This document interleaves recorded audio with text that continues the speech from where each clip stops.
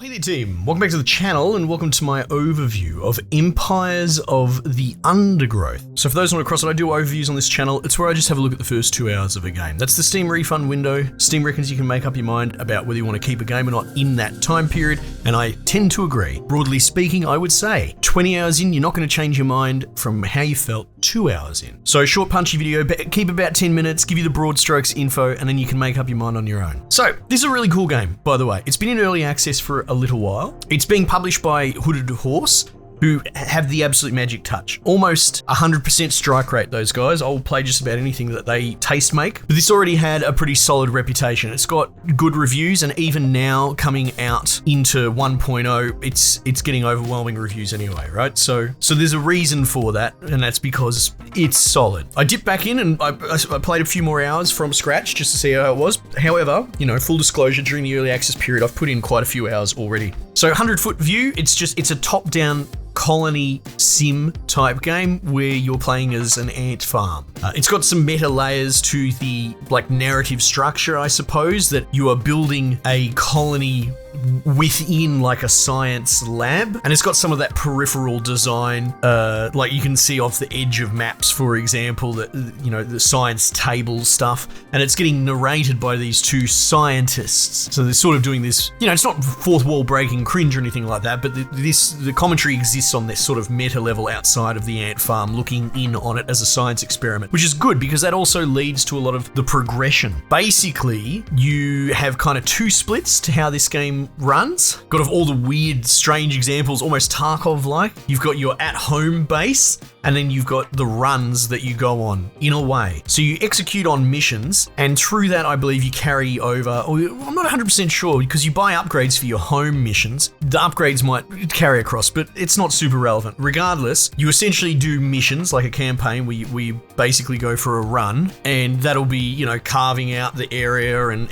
eating food, bringing it back to your colony, building it up, turning it into troopers, and all the controls are really quite, fluid, and it works very well. And I'm kind of curious, what's the next ant type that I unlock? Even just going back in, then I've got artillery ants. So you do that. There's pretty standard structure for the missions, and then you get points depending on if you beat it on this difficulty or not. You can do like challenge mode to replay, which is actually a really clever wrinkle, because I feel like the replaying a mission that you already know the story beats to, even for like more upgrade points, doesn't really have huge appeal, broadly speaking, in most games. But like I just went back and replayed the first mission, and they introduced a new type of cricket or something like that was burrowing down into my hive whilst I tried to carry out the original mission. So it's not even just tuning the difficulty up, they're actually adding these sort of hidden twist mechanics to existing missions, which is great because it makes replayability worth its while. Anyway, so you beat a mission, you get points, you get like upgrade points for a couple of different categories, and then you bring all that home to your main base that you build out, and that has a few more rules and restrictions upon it. Consider like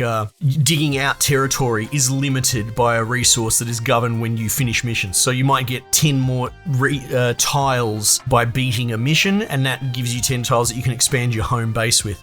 That's also split between like an underground and a surface. And so you build that out, and you kind of get invested, because that's your personal little perma base, as opposed to the missions that are very much mission based. And then you'll get to a point where you can actually put that colony to a test, and it'll be like a wave defense thing. And the scientists have little ant tubes and that on the sides. And it's kind of cheeky, some of the story, like one scientist is supervising the other, and she's like, oh, well, send 30 ants at him and I'll check back in, and as soon as she walks away, he's like, right, I'm going to send 40, 50, 60. He just keeps throwing shit at you. He's kind of an awful bloke. My poor bloody ants. And it's not a cakewalk either. It's a bit tricky. I failed some missions. Like there is an argument that you need to figure out how to critical path the missions a little bit. But again, on top of all of that, you can pretty much just grind missions, difficulties, try and knock over challenges, achievements to get more upgrade points, to get more species, make your base even more robust. So you can kind of brute force through it if you're not at that point in time where maybe you don't have the juice to hold it off on like normal difficulty as a cakewalk.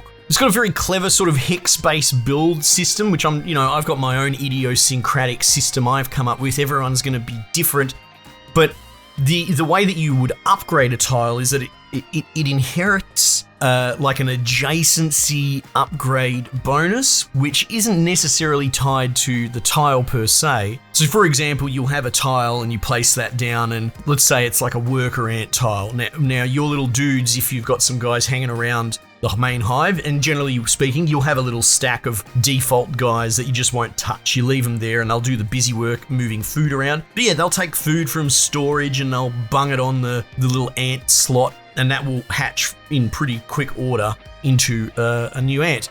But if you want to upgrade that tile, you have to surround the sort of 6 hex spaces around it with more tiles. Now that could be like a speedy tile where they go fast, or it could be more worker ant tiles, so you might end up with like a blob of, like a room, I suppose you could say, of 7 ants sort of thing. And you'll find that each of them will add 1, out of 6 upgrade to the center dude, so you can upgrade it. Walls sort of fill the gap for upgrades as well, but if you really want to get to the higher level, like level 3, for example, upgrades, you do have to plan ahead a little bit and chain the upgrades up. For example, like to get a level 3 in the center, you probably need it surrounded by level 2s, and that in turn would need to be surrounded by level 1s. It's sort of, I'm using my hands a lot, but ring-based hex structure to the building. It's quite cool. Again, it's been a long time since I played it, and I've only really jumped back in for the overview time to brush back up. Straight out of the gate, you've got a couple of different species. You unlock them. You can unlock little upgrades and the ability to level them up as well on top of it. And then you get like food storage, and as I mentioned, speedy tiles. You can go a bit faster and sort of try and critical path. And it seems the AI, for the most part, seems to try and stick on those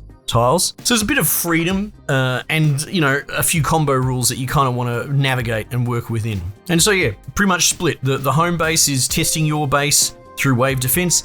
The missions that you do runs on is more like kind of poking holes and biting off more than you can chew until you finally get in trouble. Though, that said, there's probably a lot more mission variety that I haven't come across yet. I had a whole bunch of, what were they called? Bloody slave makers. They come in and they bloody pinch my ants and take them home and raise them as their own. So, oh, you cheeky bastards, stop stealing my children. So they kept attacking me non-stop as a bit of a antagonistic, escalating wave timer to make me get on with a mission.